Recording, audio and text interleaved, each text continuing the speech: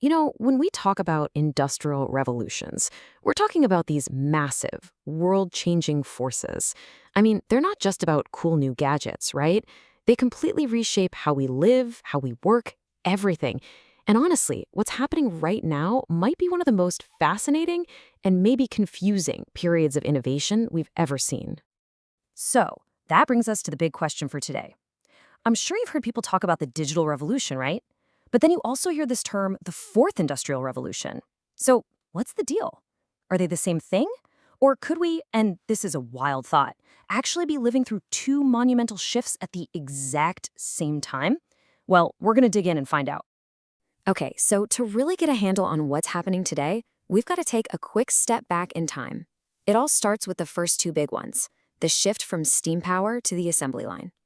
So, picture this. It's the late 1700s. Suddenly, steam power and mechanization just explode onto the scene. All at once, factories can do the work that used to take hundreds of people.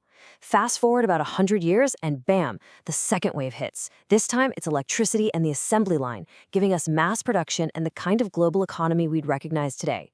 You see the pattern here, right? A brand new core technology comes along and just completely unlocks a new way of life. So, let's break it down real simple. The first revolution, all about steam power pulling people from farms into factories. The second, all about electricity organizing everything on a massive scale and creating the consumer world we know. See, two very different eras, each powered by its own game-changing tech. All right, now we get to the one that really built the world we live in right now. The revolution that took everything and made it digital. This is, of course, the third industrial revolution, what we all call the digital revolution. The big drivers here were things like microprocessors, telecoms, and IT. Suddenly, computers weren't the size of a room anymore. They could fit on our desks. Software gave us the power to organize information in ways that were just unthinkable before. So if you think about it, if the second revolution electrified the world, this third one digitized it. It literally turned knowledge into ones and zeros. But here's where it gets interesting. Just as we were all getting comfortable in this new digital world, something else started to brew. The very tools we created, they started getting, well, smarter. And this wasn't just another software update. No, this was the start of something completely new. So welcome to the fourth industrial revolution. And the technologies here are wow. We're talking about artificial intelligence that can actually learn. The Internet of Things connecting basically every device you own. Biotechnology so advanced it can edit our genes. And these cyber-physical systems, which is just a fancy way of saying smart software is now controlling real-world machines, like in smart factories. The key word to remember here is fusion. The fourth industrial revolution is all about where the digital world starts to blend with and even control the physical world of robots and, get this, even the biological world of medicine. It's not just one technology in a silo, it's everything starting to come together. I absolutely love this analogy because it just makes the difference crystal clear. Think about it. The third revolution gave us the internet, the pipes, the network. But the fourth revolution, it's teaching that internet how to think for itself. It's building the intelligence, the AI, that runs on top of it, turning it from a passive network into an active thinking system. Okay, so we've laid out the third and the fourth revolutions. Now let's go back to that big question we started with. How does this all fit together? Are we really riding two of these massive waves at the exact same time? And here's the payoff. The short answer is absolutely yes. It's not one or the other. This isn't just a simple handoff from one to the next. The crazy reality we're living in is that both of these historic shifts are happening right now at the same time. There's a really cool way to picture this. Think about layers of rock, like in geology. The third revolution, the digital revolution, that's the bedrock. It's the solid foundation of digital infrastructure that our whole world relies on now. And the fourth industrial revolution, that's the brand new layer forming right on top of it, a layer of intelligent systems. They're not separate. One is literally built upon the other. They coexist. And of course, this isn't happening evenly everywhere. Not at all.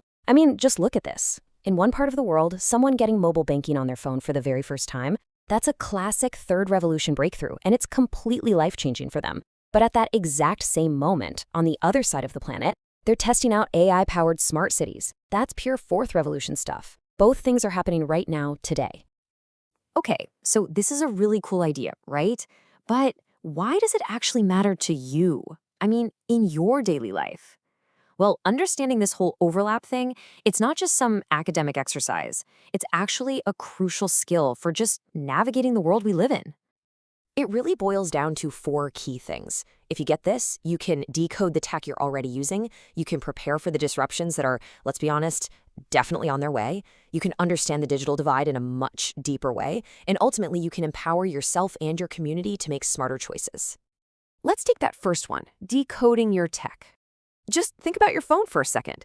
The fact that you can store thousands of photos in the cloud, that's pure third revolution. It's all about that digital infrastructure.